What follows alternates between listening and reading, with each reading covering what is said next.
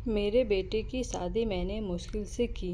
वो एक लड़की से प्यार करता था, लेकिन मैं नहीं चाहती थी कि उसकी शादी उसी से।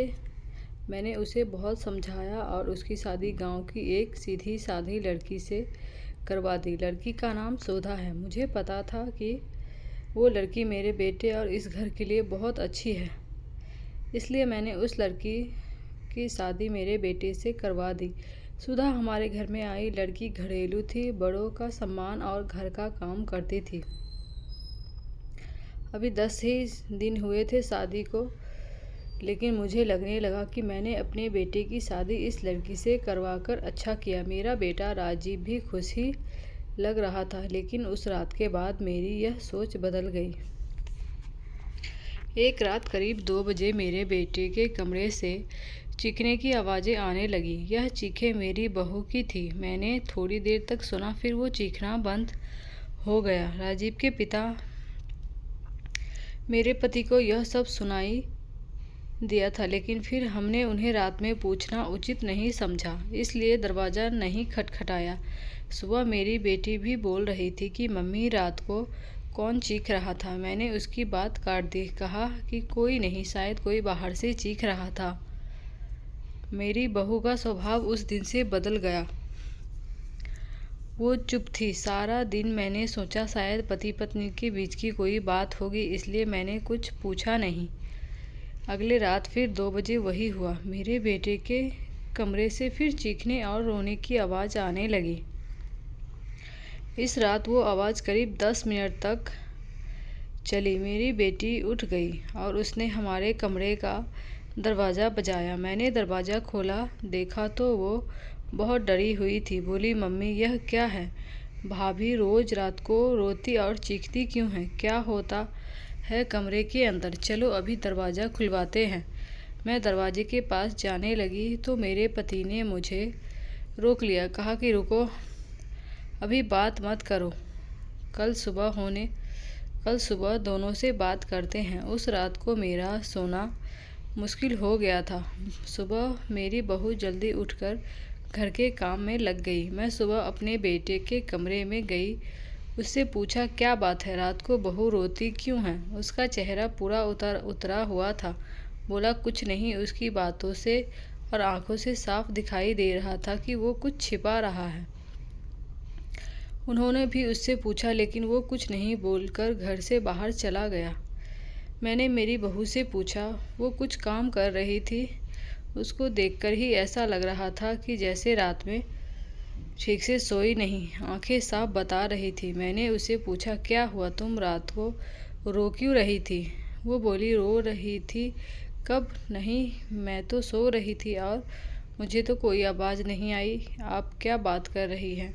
उस कमरे में ऐसा क्या हो रहा था? यह बात या तो मेरी बहू जानती थी या मेरा बेटा, लेकिन दोनों ही कुछ नहीं बता रहे थे। पर दोनों के चेहरे से साफ पता चल रहा था कि कुछ है जो यह दोनों छिपा रहे हैं, लेकिन क्या?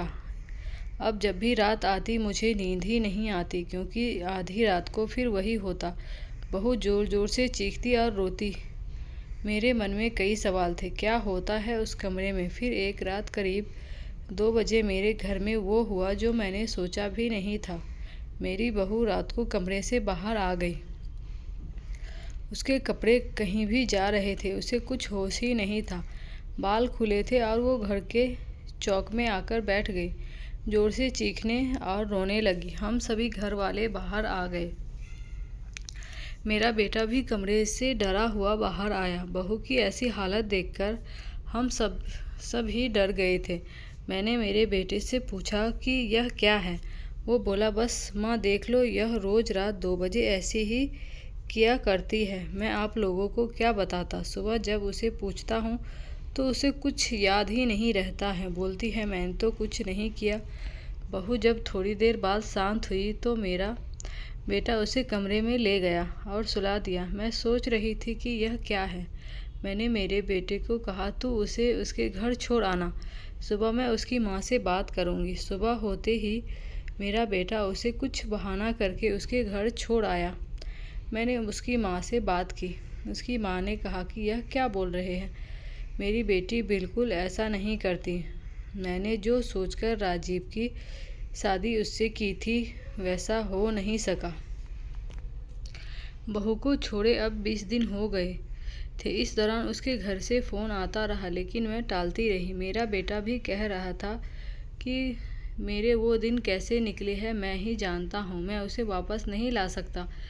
कहीं उसने मेरी जान ले ली तो क्या करोगी? मैंने उस पर फिर ज़्यादा दबाव नहीं डाला, पर मैं अपने आप को कोस रही थी कि मैंने अपने बेटे की शादी उस लड़की से क्यों करवा दी। अब मेरे घर में कोई नहीं चाहता था कि वो वापस आए। इन्हीं सब बातों में 3 महीने निकल गए। फिर एक दिन अचानक ही मेरी बहू अपने सामान के साथ वापस मेरे घर आ गई। वो आते ही मुझसे कहती है, माँ जी, मैं जानती हूँ कि आप मेरे बारे में क्या सोच रही है, लेकिन सच क्या है यह आपको पता नहीं। उसकी बातों से मुझे लगा कि कुछ है जो वो बताना चाहती है। मेरा बेटा घर आया और उसे देखकर गुस्सा हो गया। कहाँ यह यहाँ वापस आ गई? मैं अब यहाँ इस घर में नहीं रह सकता, मैं जा रहा हूँ। मेरी बहू ने उसी समय कहा, क्यों? सच सामने आ जाएगा इसलिए डर रहे हैं? बताइए सबको सच क्या है? मैं उस तरह से क्यों किया करती थी? बेटा बोला कि क्या सच?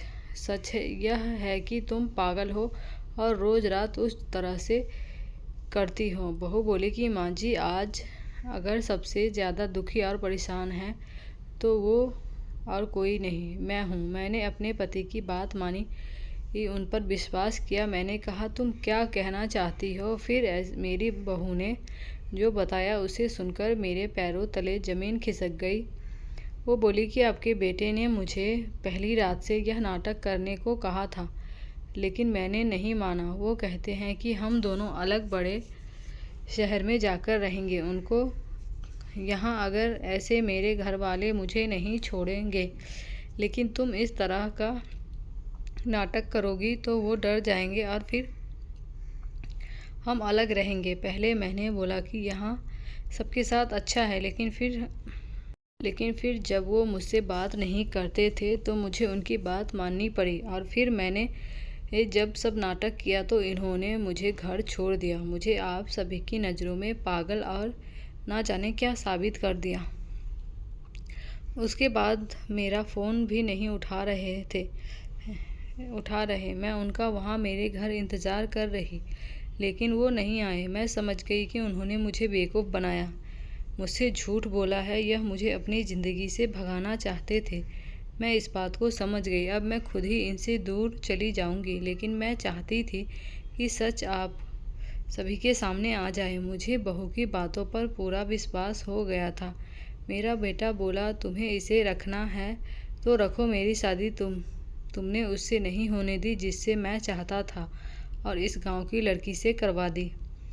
मैं चाहता था कि यह भी यहाँ से चली जाए। तुम परेशान हो, सोचो कि यह मैंने क्या किया।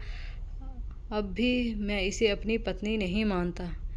मैंने मेरे बेटे को कहा कि बेटा, तुझे इस घर में रहना है या नहीं, इसका फैसला तू कर ले। मेरी बहू इस घर में ही रहेगी, और जो इसे इसका हक और इज्जत नहीं देगा वो इस घर में नहीं रह सकता। तू इस तरह की साजिश कर सकता है, वो भी सिर्फ अपनी माँ से बदला लेने के लिए। एक भोली लड़की को कुछ भी करने को कह सकता है, पर बेटा ज़रा तू सोच, तूने इसे जो करने को कहा इसने किया। अपने बारे में और किसी के बारे में कुछ नहीं सोचा, सिर्फ तेरा सोचा। सोच, ऐसी पत्नी कहाँ मिलेगी? तू बहुत बड़ा अभागा है जो इस लड़की को छोड़ेगा। मैं बहुत खुश थी। मैंने अपने बेटे के लिए हीरा चुना था, लेकिन शायद मेरा बेटा ही उसके लायक नहीं था। मैंने मेरी बहू को प्यार से गले लगाया। मेरा बेटा भी कहीं नहीं गया। थोड़े समय तक ज़रूर नाराज़ रहा, लेकिन मुझे पता था उस लड़की से कोई प्यार किए बिना कैसे रह सकता था। आखिर धीरे धीरे सब ठीक होने लगा।